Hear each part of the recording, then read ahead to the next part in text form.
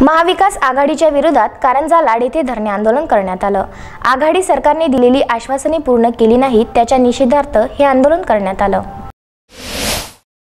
विद्यमान सरकार विरोधात भारतीय जनता पार्टीने आंदोलन उभारलं आहे।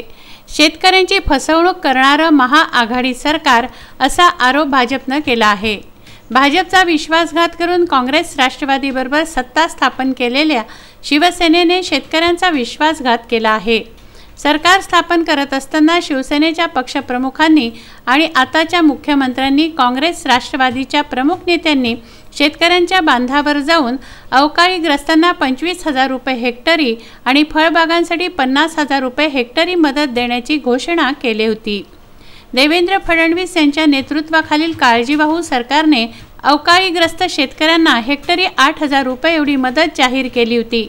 पुन्हा सत्तेत आल्यानंतर ही मदत आणखी वाढवू असंही आपल्या सरकारने जाहीर केलं, परंतु महाविकास आघाडीने अवकाळीग्रस्त शेतकऱ्यांना प्रति हेक्टर 8,000 पेक्षा 1 रुपयांचीही मदत दिलेली नाही।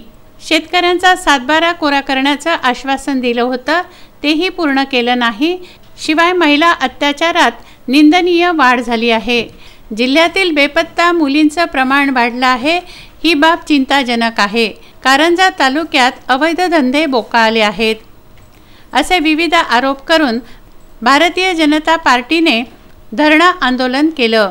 यावेळी नरेंद्र गोलेछा, डॉक्टर राजीव काळे, ललित चांडक, विजय काळे, अतुल धाकतोड, सुरेश दवंडे, राजीव भेंडे, अशोक इन्नानी, संजय घुले, सुरेश गिरमकर, संदीप काळे यांच्यासह मोठ्या संख्येने भाजपचे पदाधिकारी व कार्यकर्ते धरणं आंदोलनात सहभागी झाले।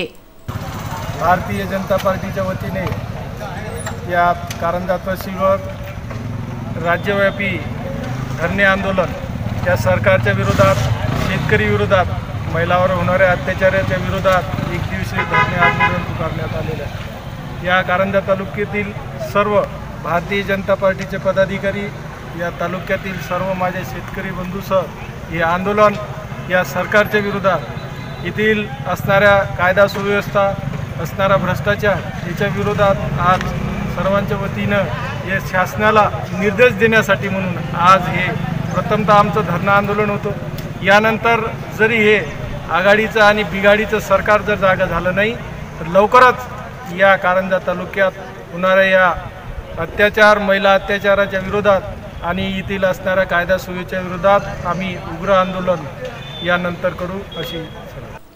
अक्षय लोटे, विदर्भ न्यूज, कारंजा।